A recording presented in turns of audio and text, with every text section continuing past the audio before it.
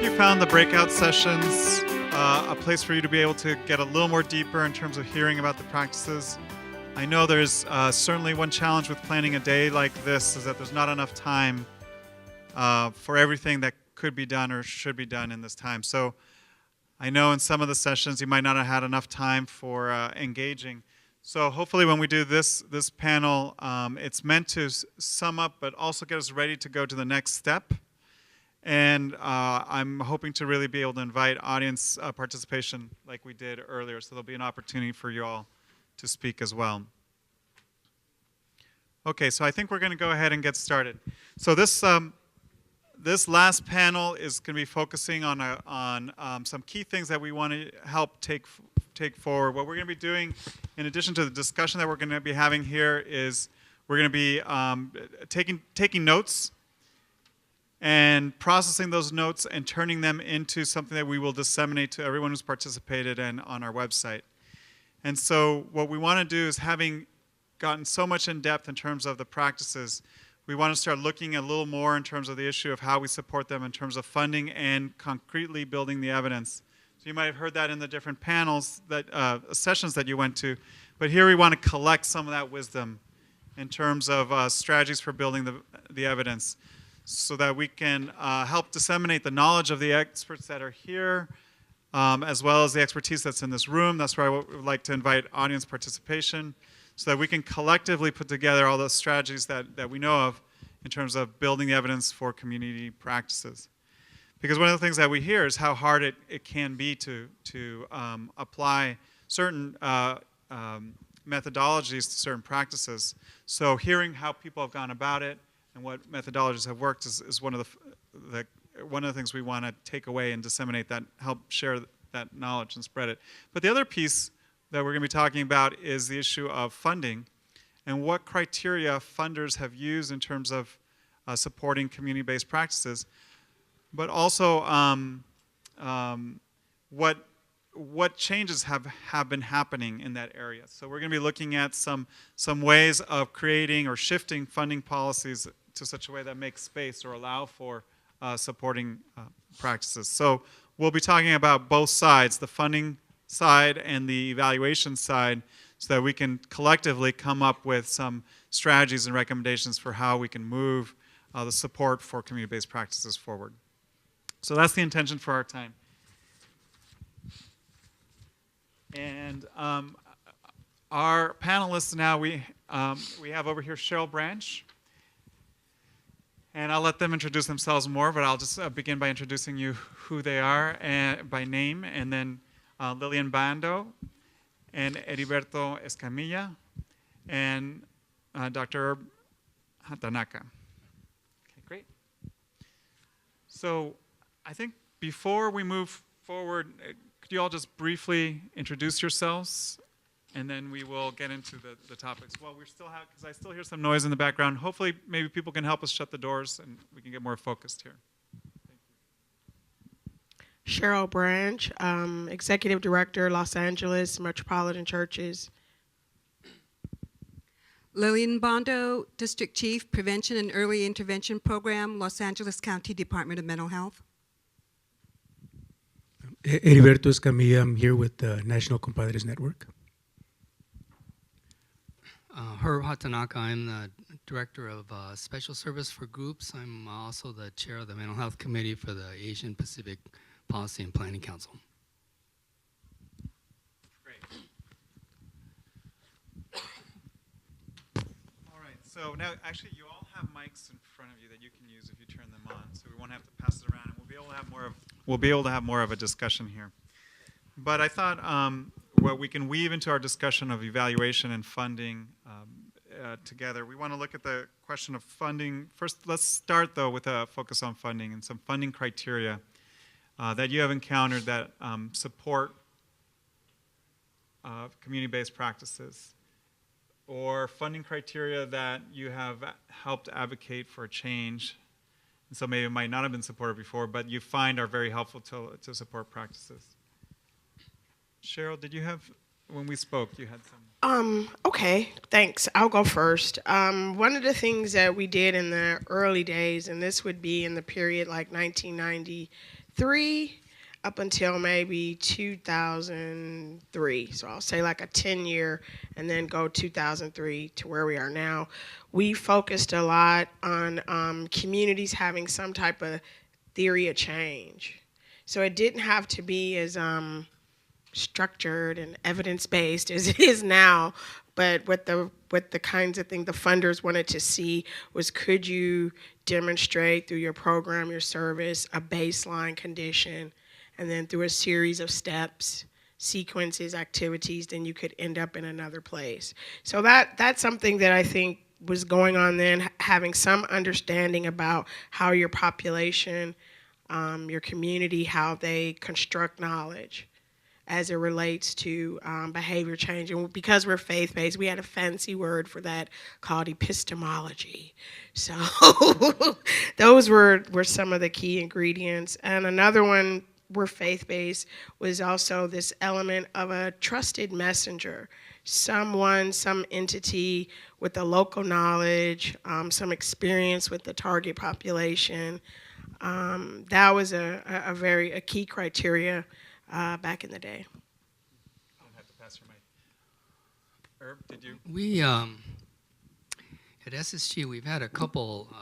We've been very fortunate. We've used federal money under both SAMHSA and then one that I'll describe later under the Children's Bureau. But we used federal money to develop an evidence-based practice, 2 different models now.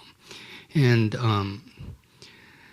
it's probably the most competitive way to go, but federal money such as it is, it's meant to help you develop the model. The federal money is not meant to provide service, it's actually meant to help you develop models that could be replicated in other settings. So we've had one in terms of behavioral health and HIV patients, and then one that I'll describe later that Dr. Sheila Wu, where are you, Sheila? She's right there. So she spearheaded a 5-year demonstration project that's now funded as a community-defined practice under Department of Mental Health called Caring for Our Families. I'll describe the details of that later. Yeah, and what did you find in terms of the funding criteria that supported funding for those practices? So the Children's Bureau, to be competitive at a federal level, you're probably most competitive when you are lined up with a evidence-based practice that's already in the literature. And so for us, the funding was to take that evidence-based practice, Family Solutions, I believe, and then to go through a 5-year series of empirical demonstration to take that basic model and to adapt it to different communities. And so this developer for this particular model was unusual, one of the smarter ones in terms of developers for evidence-based practice that saw an opportunity to take her model that she had normed on a particular population of white and some Latino, and then to expand it and use it and try to use the SAMHSA money as a 5-year demonstration to expand it to 2, one Southeast Asian, a Cambodian community, and 1 Korean community in Los Angeles. That was with us. And then I think to another Latino population in Texas and to an African American population on the East Coast. So we jumped on, we partnered with her and did this. So Herb, what I'm hearing is, or I want to ask you to see if I'm hearing this correctly, that one strategy is that if funders are looking to fund evidence-based practices, that you can look for a practice that needs adaptation, and then in the funding to develop the research for the adaptation, I'm assuming that includes the culturally based practice is what gets brought into the adaptation. So in that way, you find funding to support the culturally based practice. Yeah, the federal level people are interested in how to take an evidence-based practice and adapt it. And as you all know, the obstacles that we confront when we're trying to do this with a evidence-based practice where the developer is resistant to help us use it and test it in our own communities is that there are a number of issues there, and one of them is oftentimes the basic conceptual model doesn't include components that we need to be included in the model. It doesn't include an assessment instrument that at a very basic level isn't even translated in our own people's language, and that the assessment instrument asks questions or assumes certain conditions of the population that are not relevant to our people. And then the intervention strategies itself don't fit, so we're unable to use it as is. So this, and then the outcomes oftentimes are outcomes that don't include outcomes that we think are necessary to measure, for example, cognitive impact or changes in behavior. So the federal money is used to test it, and the idea is really to test that and to see where the contrasts and the differences are, and then to modify it and then go back and retest it. It's a very rigorous process. 5 years is actually a very short time in order to do this kind of empirical test, but when I think you can begin to see the value of federal money to do this, it's a very it's a good ride. It allows you to test these different aspects of a model and to see how valid and reliable the adaptations are.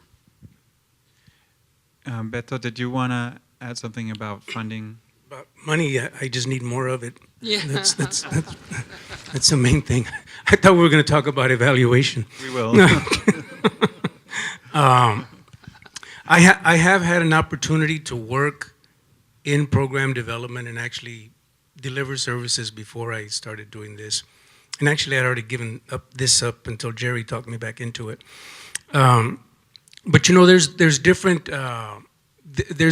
types of funders. You have foundations, philanthropic organizations, and then you have state and federal and county governments. And usually the criteria by the foundations is a little more flexible than some of the government funding sources. And what I've always wherever I've worked is have people really define internally what their theory of change and what their outcomes are, and to be careful with chasing too many different programs, because when you start doing that, you can get confused. You start aligning your outcomes with this project, and then with this one, and then with that one, and then you lose the integrity of your program. So I always advise and counsel people to work internally, develop your plan, your outcomes, and then you can translate them. You can, because a lot of this work is in translation. It really is in looking at the different terms. You know, we love to invent terms and say, hey, came up with a new one, but this has been going on for, I mean, Western Europeans didn't invent science. It's science has been around forever. Yeah, that would be, in terms of funding, is to be careful with that and to be sure to develop your internal theory of change, your outcomes, the way that you understand them, and then get proficient at translating, so that it's not like you're just telling people what they want to hear. There has to be integrity there, because there have to be indicators and outcomes and everything that's coherent and has integrity. But start from the inside. Always start from the inside when you're developing your programs. I used to tell people sometimes, look, you do your program here and then do this one that they want to see.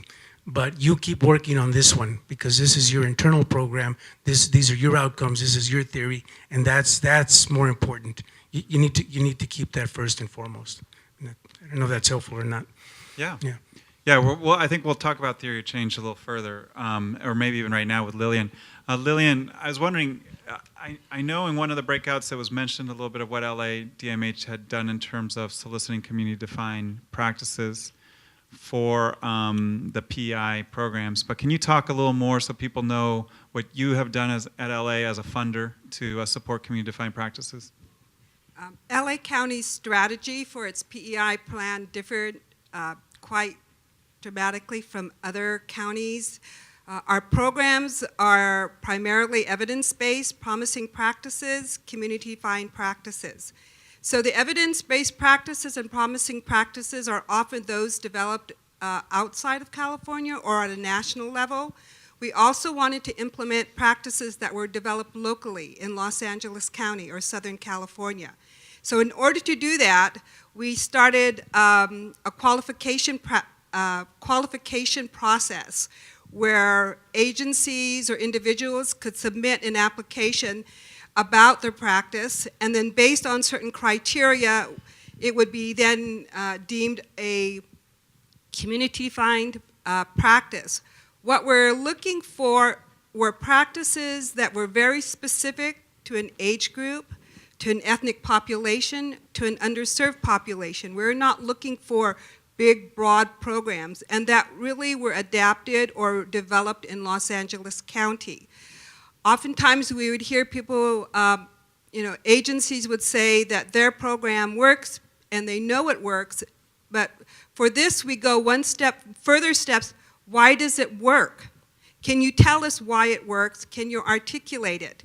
And the reason is, if it worked for you, could it possibly work for somebody else? We're looking for replicability. At a program this morning, we're talking about a program that was developed in Long Beach about the blessing ceremony. And it was mentioned, if it works in Long Beach, is there a possibility it might work in another community? So what is it about this program? So the LADMH CDE, Community Defined Evidence approach, was really to qualify and approve strategies, not agencies, not programs, but strategies that whereby we would say this is something that we believe will work, and that our funded agencies could then implement and use PEI monies to provide the services with.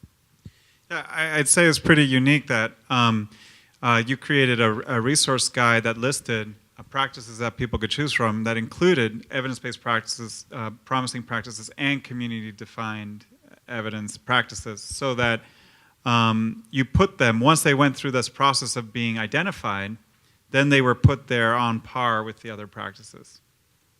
Yeah. So that's an interesting strategy that funders can use, is having some way of registering or identifying a practice. And some of those elements, I think, came up. But let's go further into the evaluation questions, though. And I think the theory of change is one part. But let's go further into this and say, again, it's been said that some evaluation strategies might be very hard to do from what we've been hearing today, right? We've been hearing about spirit, we've been hearing about heart, we've been hearing about a holistic approach. So how do you narrow that down to evaluate that and validate that so that you can get funding or get support to do that? It seems very hard, but yet you all have been involved in some way or another with efforts to build the evidence. And so can you give us some ideas of some general strategies or approaches to evaluating these practices? Yeah, I can say a few things.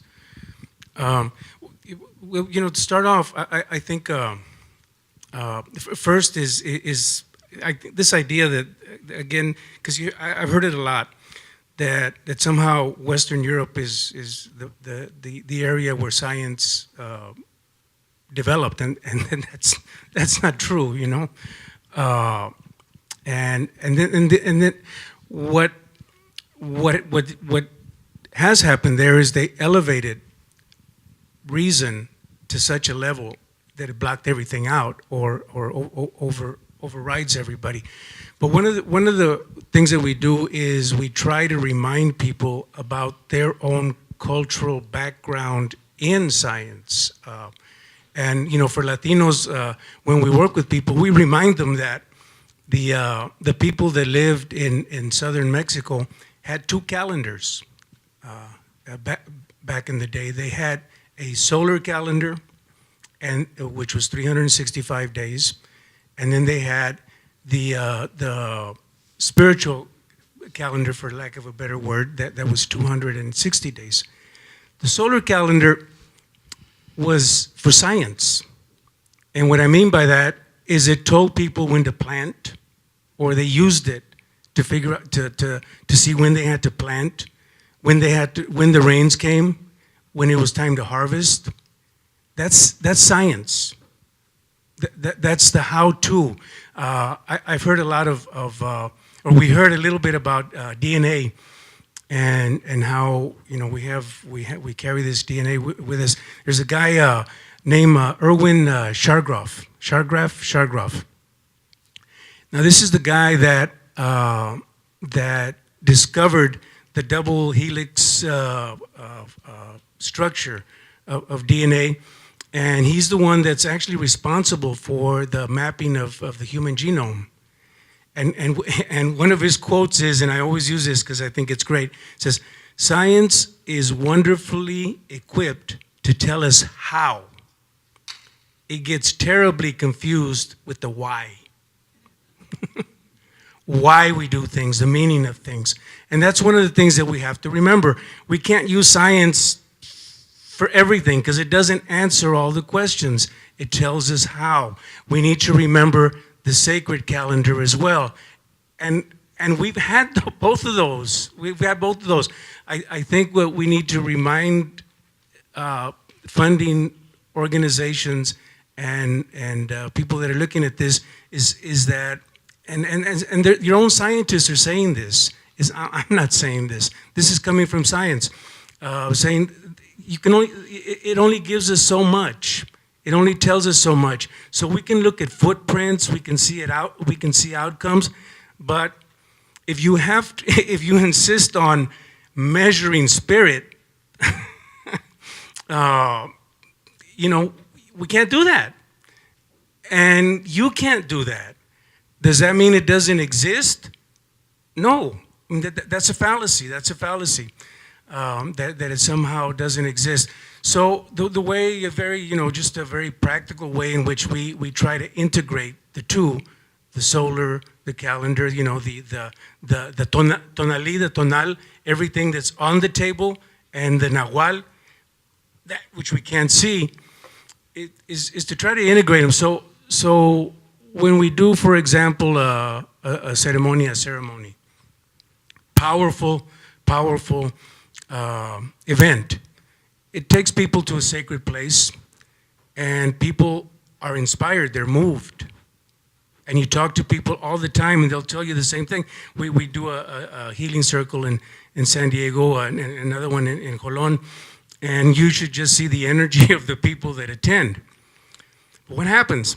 A lot of the people go home, back into their situations, and that which they learned in the ceremony, they don't take back with them. Within a few weeks, they're back on the streets, back doing this, back doing that. So how can evaluation help with that? Well, after the ceremony, and in a very respectful way, get people to think about what they're taking back with them. Because that's when ceremony is most effective, when you're moved, but when you take something back with you and implement it and use it. And so in a very practical way, you can design questions and ask them in a respectful way that reinforces that learning, and they take that back with them. So that's purposeful evaluation that it's part of the ceremony. It's part of the ceremony. So one of the things that we're working on is, again, science and faith. They work together. In a lot of ways, we artificially separate them so that they make more sense to us. If you spend time, I have some Indian friends that I've been relating with for the last 10 years. When they do a ceremony, it's very difficult to see the transition from their normal life into a ceremonial life, because they live and they're in there in a very, very similar way. So this distinction that we have is really for the purposes of us understand. We take it out and we analyze it to understand it, but in real life, it doesn't work that way. And so So we can. I think it's very possible to respectfully lose, work with that antagonism or fear that exists a lot of times between two people. Jerry and I have been working on this now. We're developing, a mutual respect so that we can use both things in a very positive way, and that fulfill some of the requirements. So Yeah. respect Respect. is an important component, and tying the evaluation to what is indigenous to the community, so that evaluation arises out of the community for the benefit of the community, is not seen as an external imposition, and then you're able to move forward with it. Herb, I think you had something similar. That Yeah, I want to congratulate CiMH for this last year of work. I imagine all of you saw the webinars. I watched all of them, particularly this last month, and then I saw many of my own colleagues present, and these are my colleagues, and I was so impressed. But I think out of that, I'm looking at the horizon. I mean, I figured as good as we feel today, I want to be able to make some comments about when we all get up on Monday morning, then we're clear about our next step. And I'm going to share with you a few comments that I have with regard to my API provider colleagues. Many of them presented on the API webinars. I was very impressed with their work. And by the way, when I take those 8 people who presented and I added up what I knew about, because a lot of them work for SSG, when I added up their years of experience, there's over 150 years of practice experience with these populations that they were presenting on. And can you imagine, that's thousands of clients and how many thousands of hours in working with these populations. A very powerful group. So when I read each of them, or when I listened to each of them and read over their PowerPoints, it's very obvious to me that culturally competent practitioners, they have a theory of change that's very prominent in how they present and conduct their practice. It's very prominent. And in each of those webinars, my colleagues presented the cultural issues that were prominent in that particular age group intervention that they were dealing with. And in each of those webinars, my colleagues were able to present how they reconcile those cultural factors with clinical issues that they were also observing, and then how they use those two oftentimes contrasting domains and how they shape that into an intervention. So I say in the role of somebody like me, an agency executive or a researcher, an evaluator, I say our role is to assist the practitioners in trying to shape their interventions so that they can develop the conceptual model, they can essentially help our practitioners identify the propositions of the intervention principles, help them identify both short and long-term outcomes, and then the technical role for people like Heriberto and myself is to provide the assistance to the practitioners to collect that data and then to report back to the practitioner. And you may all think that that's a straightforward approach, but in our experience, the conventional model, and I teach at SC, so I know the academic approach very, very clearly. The academic approach is not that way. The academic approach is the academician comes to you and says, this is what I want to do, and then they do their research, and maybe they include you on their publication, and then they say sayonara to you, and that's the last you see of them. So I'm talking about a process that turns that paradigm upside down, where the practitioner is essentially at the apex. And the practitioner, as we've all heard today, the healers and the practitioners have all described to us in very rich detail about their traditional and non-traditional practice. You can clearly see inherent in how they presented it that there's a There's a very obvious theory of change that you can tease out of there. And I think a lot of us is, and probably the more sophisticated, like Heriberto here, is talking about very sophisticated ways to measure it. Not intrusive ways, but very subtle, very intricate ways to measure outcomes. So our strategy, and I'm recommending to my colleagues, is to take control of the situation. And the other thing I want to tell you is, I'm telling my colleagues, we have to control the situation about developing these culturally competent models. That this is important for us to develop it internally within our provider network, and not to give that control or that power up to someone else to do it for us. Because every time we try to take our models and get help from an academic setting, I'm probably going to get fired for teaching and saying this, but every time we use an academic approach to try and tease out and develop these models, then we're confronted with some very significant limitations. It's, they don't understand our way of practice, and they aren't able to develop measures that are sensitive to the practices that we're trying to deliver. So in part I'm hearing that the conflict isn't between evaluating a practice and not evaluating a practice, but it's the way that practices are evaluated that conflict with some of the, and you gave me some examples about language and cultural assumptions and some of the tools that are used to evaluate. So is it seeking safety? One of my colleagues told, one of our AppCon provider colleagues, when we had the focus group about trying to, because while we're very interested in the CDEs, then because as a condition of funding, we've also within our agencies agreed with CiMH funding to become trained and to use the standard EVPs. So in many of my divisions, we may have staff trained in maybe 6 EVPs and maybe 1 CDE.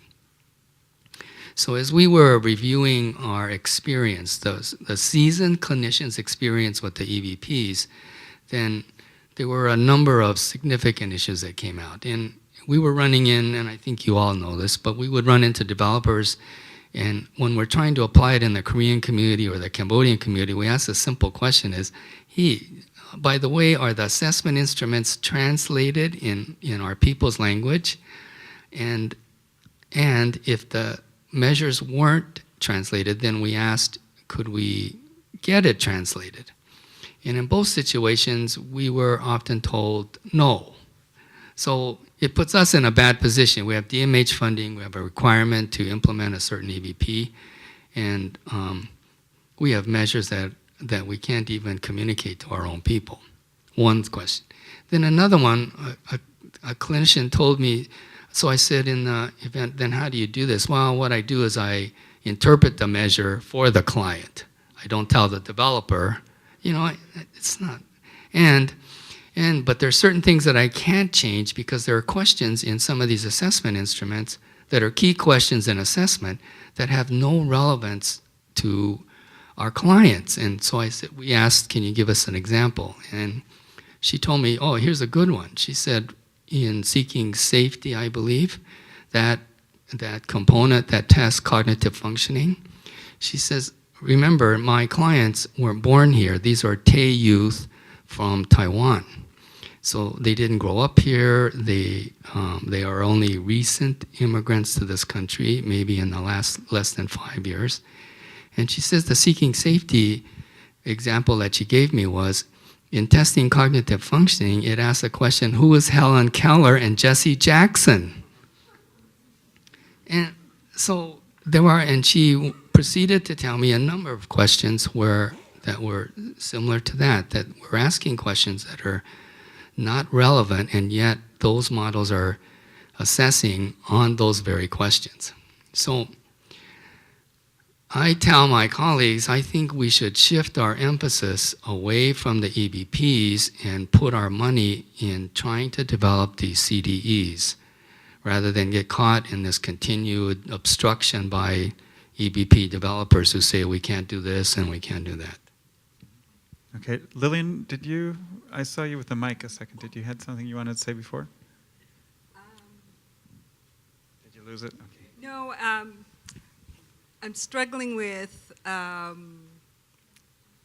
comment that was a little bit before that, and the comment was, it was an earlier train, and I was just thinking about some recent graduation speeches, and one graduation speech, the speaker said, and you can find it on the internet, he started off with these high school students, and he said, "You're not special.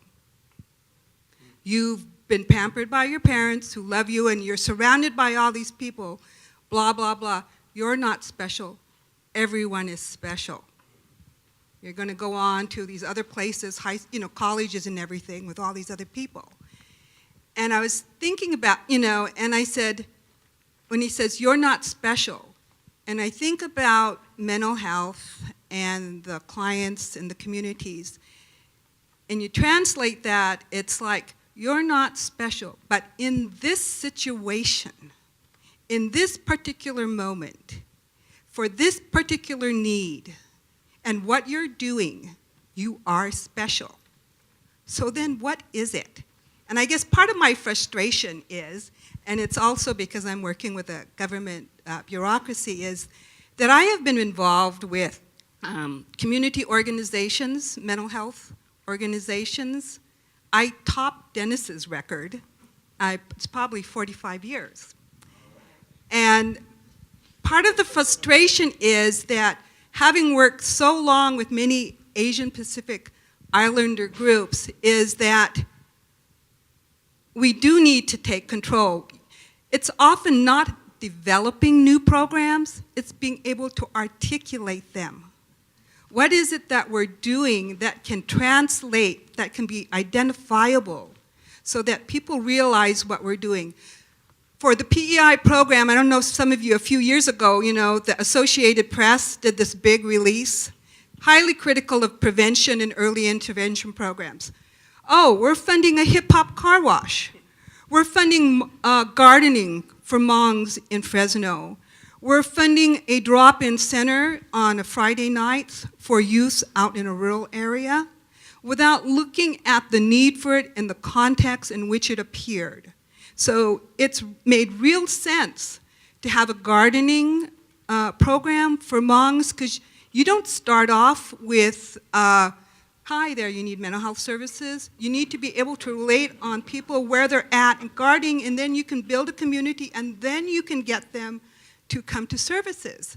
And so we had done a strategy starting a couple years ago where the department is funding community-based organizations and their prevention programs. And I said, when that AP article came out, I got these frantic calls from people. What'd you tell the press? What'd you tell the press, Lillian? And going, they never contacted us. What they did is they read the statewide PEI plans, and they pulled things out of it. And when we were doing these community-based prevention programs, I said, I could defend those programs. There is a reason for that, but I need for you to be able to articulate it. And what happened when the press went out and talked to some of the agencies, they couldn't quite say why that was important. They knew it was important, but they couldn't say it. I said, the hip-hop car wash, that's for youth. If you could give them job training, adult mentors, people who help them for their schooling, that's prevention. People don't know how to work, they have anger management issues, that's all prevention. I said the same thing with the Hmong. So when I'm working with, other community-based organizations and API communities, we've got it. It's out there. So let's be able to say what it is. It's often, when we were doing that program, it was often, I would say, it's the elevator test. You're on the elevator and somebody says, so what do you do? Well, now it's the elevator test. I have funding, tell me about your program. What's your prevention program? And be able to say it very quickly. Why is this important? How are you doing it? Who are you serving it? And how are you able to show it? We're not looking at, university research. where oftentimes, for at least for the CDEs and the CBO programs, it's really like some basic demographic. Who are you serving? How long have you been providing the services? What feedback have you gotten from people who've been coming there? And when I ask for feedback, it's not, we're successful because they've been coming for the last 10 years. When we transformed a lot of our community agencies, our children's agencies, we've been successful because kids have been coming to us for the last 10 to 15 years. That's failure. That's not success. So when someone says, we know it works because they keep coming back, for DMH, success is when they don't come back with a reason. And we say also for prevention, why we want to fund CDEs and CBO programs is success is when if you don't come to our door, you come to another door. Any door that works is a good door. If it's community-based, if it's spiritual, if it's the temples, if it's your family or the spiritual person, then that's what works. But that was my feedback when I was thinking about what's evaluation, I guess, and just where we can move on, after today, rather than saying, oh, that was a good conference. What do we need to do? And based on all those years, like, what further do we need to do? And oftentimes, it's not so much what we need to do, but being able to express it. Okay, great. So I wanted to, and maybe Cheryl, you can talk to it. This idea of articulating the theory of change. Herb, you started to lay out what that meant, but I think if we can break that down a little bit about what we mean by a theory of change in terms of when you articulate your model, what are you articulating? I don't know, Cheryl, if you have some examples of what you've articulated in terms of your practices. I can. It started, I have to disclose a little bit that I'm here representing the African American community and faith-based, but I am a product of SSG, so I have to weave in some of what Dr. Hatanaka and Lillian are saying, because my body of work that we're lifting up right now is based on some of the practices and steps that I learned with SSG. So I want to say that, first of all, and for us as an African American community, what we had to do to begin to, look in the black box and see what was going on inside the black box. One of the first steps, and I brought some notes so I wouldn't forget, because it's been 20 years, to be perfectly honest. So that is one of my first messages for any population or ethnicity. Prepare for a long, for a journey. It's that you won't get shake and bake. So even though we have we have much more science in mental health, and I also have an area of specialty around drug addiction, substance abuse, so I'm much more co-occurring oriented. The world that I came up in and where I built my community-based direct services and my evaluation research career is much more an integrated model. I never had the luxury of one single silo, so we really had to be the A students to be able to manage those multiple levels that are even competing sometimes. But I'll tell you a couple of things that we did, and this goes to the notion of if it works, can it work in another community? So when we went to SSG in 1992, it was right after the civil unrest. And the questions that our congregations in the African American community had included, where are all the men? So when we looked in our congregations in April 1992, we noticed over 80% of the congregation was mostly female. So we had a question about what's happening to our families, where are these men? And our research uncovered 77% of African American men are under the supervision of the criminal justice system on any given day of the week. So you just got off probation, you're currently incarcerated, or you're under supervision at that moment. And that was a very new, novel idea. Right now, everybody's talking about reentry and justice realignment, and we really like to believe we had something to do with that. So we talked about that then. What do we do about this incarceration? We started connecting the dots then. And the first things that we learned was these relationships. So our process included forming really strong relationships to build rapport, and a relationship with a community-based agency like an SSG. We had other groups that we could have partnered with, but it was the approach that they had that kind of that attracted us. So you have to form relationships. You won't be able to do it by yourself. You won't be able to do it as your one little community, your one ethnicity, if you want to get to the top of the food chain. So what I encountered on that journey were some African American groups and populations that were perfectly okay with remaining grassroots. And that was part of my struggle. They didn't want to become evidence-based. They wanted to do what they did, and we had to figure out a way to connect their activity with something that could lead to change. They didn't care about the results. They wanted to focus on the process. And that was a very different idea for both academia and community practice was, some people don't want to do the outcome. They just want to focus on the process. So we built relationships. We had to build teams to address that. So these teams had to include diverse skills and also different perspectives. We had to engage in training. And it had to include many different levels and different types of training. People learn in different ways, and we had to be that diverse and comprehensive. We had to learn data collection.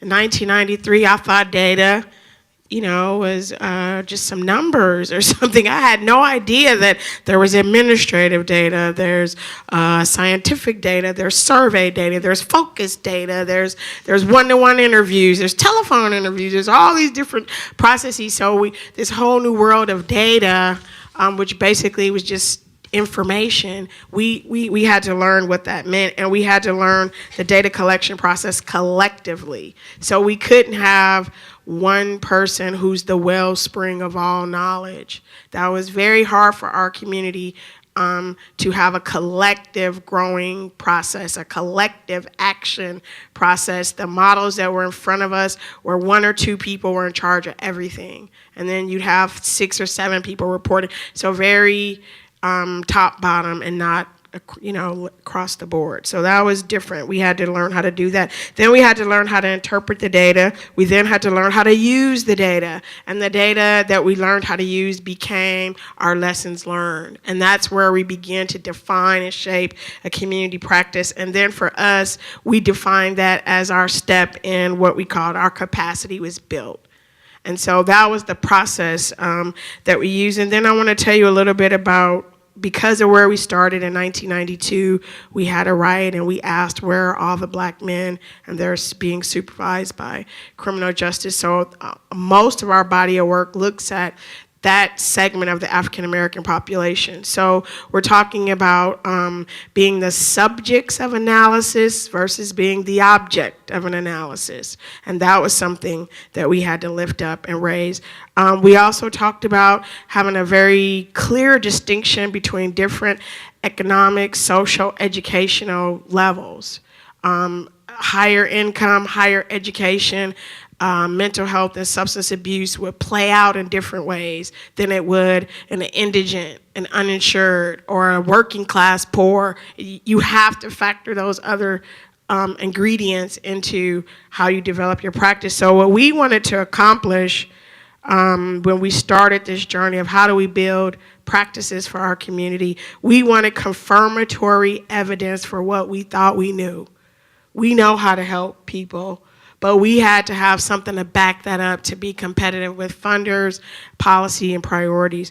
We also wanted to capture the voice of African Americans in particular, because we wanted to use our experience not being the object, but being the subject of analysis. And we were very big on self-interest, that the process reflected what was important to us, and then that could lead to the shaping of the interventions in the program. So I started out, the National Institutes for Drug Abuse funded our first practice research collaborative. I think this would have been 1998. And this was with UCLA and the Integrated Substance Abuse Program. Back then they were called DARC, D-A-R-C, the Drug Abuse Research Center, and they've now evolved. So that's what Dr. Hatanaka said about having the federal funding to get you going is where we started too. So then we went 10 years with the Practice Improvement Collaborative. Our Los Angeles group was the first group funded for co-occurring, and we remain the only group that has survived since that time, 1998. We continue to create the body of work, and I'm glad to say I'm here today because we received our first R01 research project. So now we will actually have an opportunity to end up with an authentic evidence-based academic intervention that we're just piloting right now. So I think I'm laying out the journey. We don't have the 150 years, we have 20, you know? So that's why I said it takes time when you want to take your practice and enter into this next phase. If you're doing it in your community and you know you're making a difference, that's sufficient because everybody is special. So you have to know as leaders, as founders, as co-creators in your community, in your discipline, in your practice, you have to know when you're ready to take that next step. So that may be what you're considering. Do we go into the public sector now? Because as he asked originally, what are funders looking for? Before, they weren't looking for as much accountability as they are right now. So it's very challenging for community groups, indigenous groups, racial and ethnic groups to emerge and compete effectively because the environment is so much more administrative burden and just requires a different type of infrastructure. And that's why those of us who has started this process some time ago, that's why you're so valuable today, because you will be able to help hold the line for cultural competence, for these culturally relevant practices, because honestly, it may be a while before we begin to see investments in new networks that can adequately and equally compete. Another thing I've noticed recently, where we are getting a window of fresh air, the feds, the federal funders are starting to change their minds, their perceptions about having some equity between evaluators and research and community. I've noticed that quite a bit in the last maybe 18 to 24 months, where even as we went through our grant we recently received last year, the National Institutes for Minority Health is our funder, and they were very interested in the structure and the governance of the community research partnership, and where was the community in that? How much power did we have? How much voice did we have? How the resources were going to be shared? So what Lillian is saying is true, but the flip side of that was that they really turned us upside down as the community partner and wanted to look at our track record. What are you really bringing to the table? That looked at all of our leadership to make sure that we all could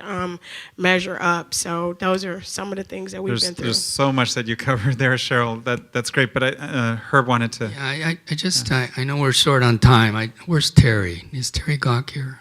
Did he leave?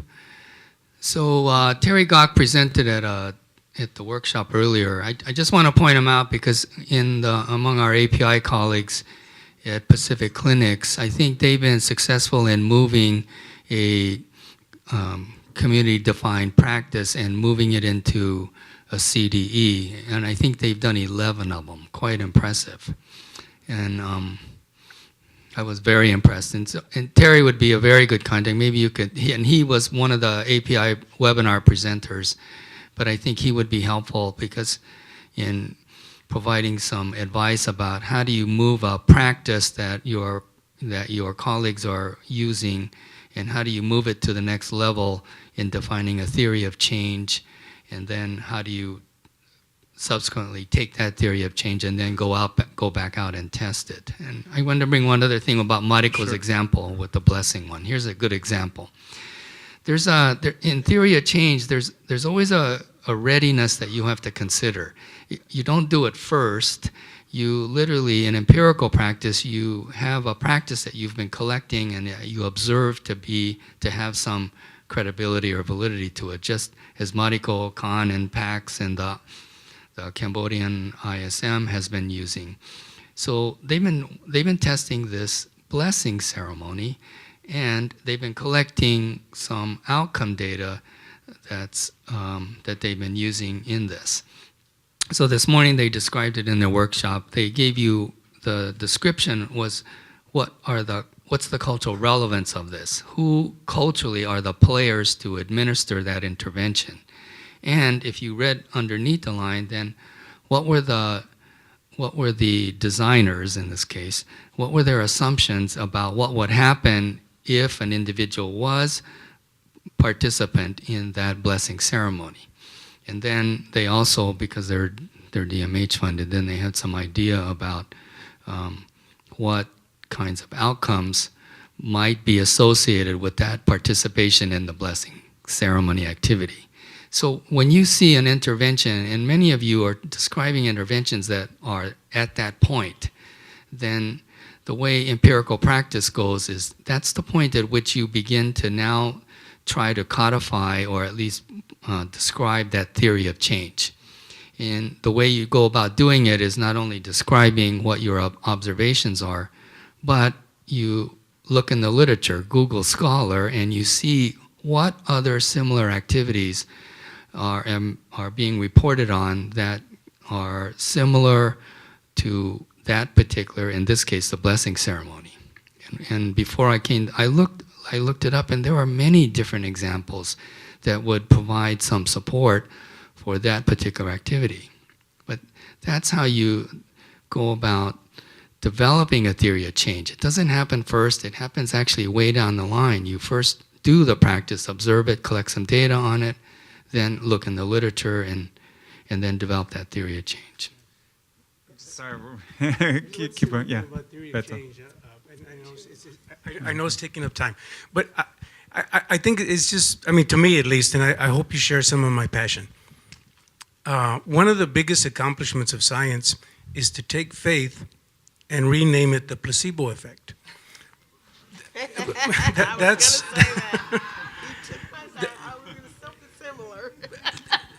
Because look, and I'm going to use the same example you just gave, that blessing ceremony. They asked in advance, do you feel that you're going to get better by being here, okay? And they asked at the end, did you get better by being here? And there was what's the correlation or I mean, it was massive. That's faith. That's faith. And in science, we have converted that into a nuisance variable, a confounding variable, rather than accept it as a phenomenon, okay? Really being a scientist means that you see the world as it is. And by separating the heart from the mind, we fool ourselves a lot of times into thinking we're being objective when we're just fooling ourselves. But if you're really looking at that situation clearly, you're saying something is happening here. And then you can begin to ask, what are the qualities of this person and that person that make a difference in that effect? Or what is the situation in the room? What is the ceremony? What are the elements of the practice, the intervention that are making a difference in that effect, rather than dismissing it as the placebo effect? I mean, that's literally just completely wiping out a real observable phenomenon that you're seeing there, and that's faith. That's faith. Something that's our heart. That's our heart. One of the and so when you're doing your theory of change, be very, very careful about articulating what your intervention is. A lot of people get caught up in this information thing. So they ask knowledge questions. They put them through a curriculum. Did you learn this? Did you learn that? Did you learn that? Is that really what causes the change? That information? No, it's the relationship that you had in the circle there with people and what you felt in there. That's the theory of change. So you have to be very, very clear articulate clearly what you believe your theory of change is. That's what it is. Don't let that word scare you. It's just the why. But you have to be clear about that and not get confused or lost with knowledge questions because they're so easy to do.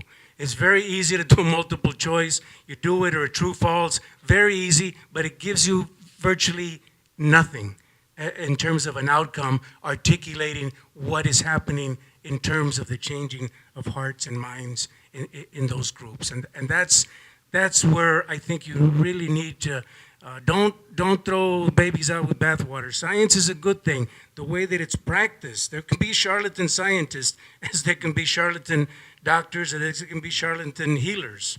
Look at how it's practiced with heart and with mind, with both. You have to use both. You can't just use one. Sorry. So this is all great. We're going to have to wrap up because it's going to be the end of the day. And I had wanted to invite some participation of the audience. Maybe we'll be able to get one or two. But I wanted to bring us back to where we started. And I just want to say that we heard earlier today about oppression. We heard about not being validated or accepted. And so I just want to be sensitive to the fact that this discussion about how we get practices validated might also be re-traumatizing for communities. And as Cheryl was saying, there are some agencies that do not want to go through that process, and that's okay. So we're not talking here about, that everyone has to go through this process. What we're talking about are those people who have that warrior spirit, to pull from what we've heard before, who have that warrior spirit, who want to kind of fight for their community to get that validation and get that recognition. And then what are the tools that you have at your disposal? And part of it does not mean selling your soul to the system. What I'm hearing here is it means using that knowledge and intelligence that's already there and coming alongside those healers and their natural healing and helping be a translator of it so that voice can be heard, just like we would in any intercultural exchange, without necessarily needing to lose the heart of the practice. But that's different than the practice being appropriated from an outsider coming in and trying to study your practice and your way and trying to summarize it in their language. I'm hearing you have to take control of that process if you so choose to go through that struggle to get validated and recognized or funded. I say as ethnic professionals, this has to be our resolve, and here's the reason. I looked at 64 studies, this Campbell collaboration meta-analysis about what the state of the art was in trying to reduce disparity and provide better access for our people. And there isn't one study that confirms that a conventional approach has been successful long-term in reducing disparity among our people in mental health. And that the resounding summary is always about the need for culturally competent practices at the front end in community development, in outreach and engagement, in therapeutic delivery and aftercare. I mean, and the development of that culturally competent practices or models are not going to come by us taking EBPs that were normed and established on another population and not being able to adapt it. That's not how this culturally competent models are going to be developed. And I look at it as professionals and leaders in our community, this is our responsibility to develop. Okay, great. So is there anyone in the audience that, yes, go ahead.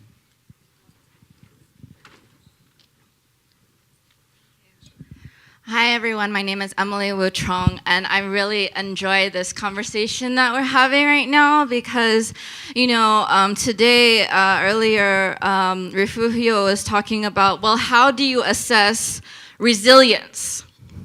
Heriberto just was talking about the spirit.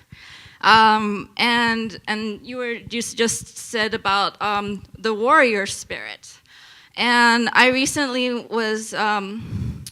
I I do my own ways of trying to outreach and engage the community on mental health issues by wearing lime green to tell them what this color means. In creative ways, I sang Defying Gravity as I wear a lime green dress. And I told them, and I talked about how I am so proud of my Taiwanese heritage because I come from a family where my uncle was a Taiwanese independent movement founder or starter or activist. You know, and so he has resilience in him enough to be blacklisted from going back to Taiwan, that he had to stay in Japan. Because his views were much different from the political party at the time. But anyways, you know, understanding my culture has helped me to understand resilience. And there's a quote that says, if you do not learn from history, you are doomed to repeat it. And I learned from, you know, wise people in our past. Eleanor Roosevelt, she said, no one can make you feel inferior without your consent. Gandhi said something like, you can chain me, you can torture me, but you will not break my spirit.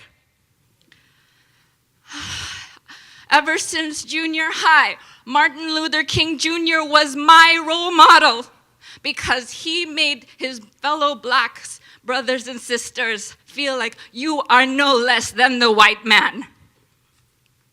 And so I applied that to my junior high experiences. I said, lonely kids, my lonely classmates, you are no less than the popular kids.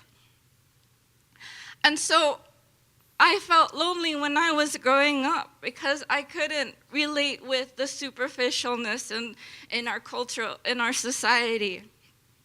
But, you know, if we can do away with the competition, the competitiveness, and to build our community into a more loving, compassionate, I believe the mental health movement is a love revolution because we are promoting compassion, inclusion, social inclusion, that we are all equal and we are all worthy. All of us have our strengths and our weaknesses, and of course our weaknesses can make us feel depressed, but our strengths will make us feel more empowered. And when we are ready to confront our fears, our skeletons are not as scary as they seem to be. And so I'm so glad that you guys are talking about the spirit, resilience, because I want to be that role model for the younger generation. I did not know how to speak up for myself when I was a child. I did not know who to turn to. But now that I am able to speak up for myself, I will do so readily. And I will be that role model for the younger generation. Thank you.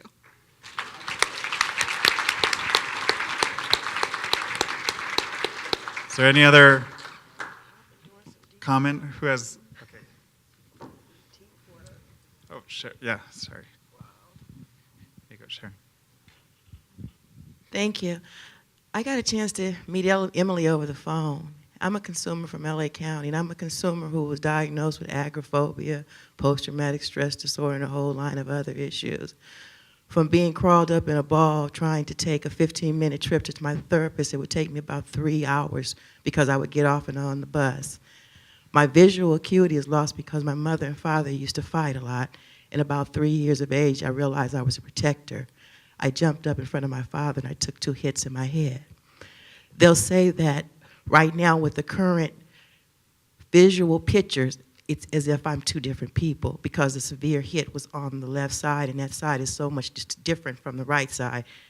The only thing they can do is say, we're going to have to remove them. You need a cornea transplant on both eyes. But my cardiologist says no. So I go with that no. I'm saying that to say from going from a position to barely be able to go in to get therapy, to go in to meet a therapist that would respect me as a human being, and I refused to be subjected to anybody else's limitations because I had already experienced that at home. I partnered with him. Partnering with him allowed me to go from that to be waiting to be appointed a mental health commissioner for Los Angeles County. With that, I know that there are so many individuals that all of you serve that have gifts. I didn't hear that word, gift development. That goes with spiritual. I am a wisdom keeper. I am also a great aunt. I've heard individuals speak about great grandparents, greats. I live that role every day. And I've got a chance to realize I am so important. I've got a chance to see what I cannot see with my visual eyes. The eyes of my heart are exceptional. And what I see in this room are individuals wondering how can we reach the masses to make sure that individuals are confident, they feel safe. If they have been wrong, they can be right. They can be now right. So I'm asking all of you to go inside and listen to your heart. Because right now, yes, it is a financial situation, but with the information that you do have, it can make opportunities for so many people. And by being service providers, you still have to allow the community, the constituents, the information to be able to support you, partner with you, because it is our lives involved in this. Our lives. And I will use all of my ability to assist the community, to assist the service providers, assist policymakers to understand, number one, no one should have to die prematurely because of another individual's neglect. That's number one. Number two, individuals are allowed to be educated. At this time, this is a now time. So what did not work, but right now in LA County, there's 10 million plus people. And I believe at LA County, it's time to not to talk about what should be done or speak about what is being done when it's done on a micro level. Large dollar amounts are there, but the actual involvement with community members is very micro. So I'm going to say to you, right now, let's maximize it. Let's turn it up, because this battle can be won. And I'm one of those warriors, okay? And I'm out in front with Dr. Martin Luther King. He said, we walk out in front, I walk in front. So I do thank each and every one of you this time, and I know that each and every one of you are truly special. So I thank you for that. Thank you. Thank you. It's hard to wrap up a day that's been so powerful, but we do want to let you go home. Although we could keep you here. I want to thank our panelists very much. Can we have an applause for our panelists, please?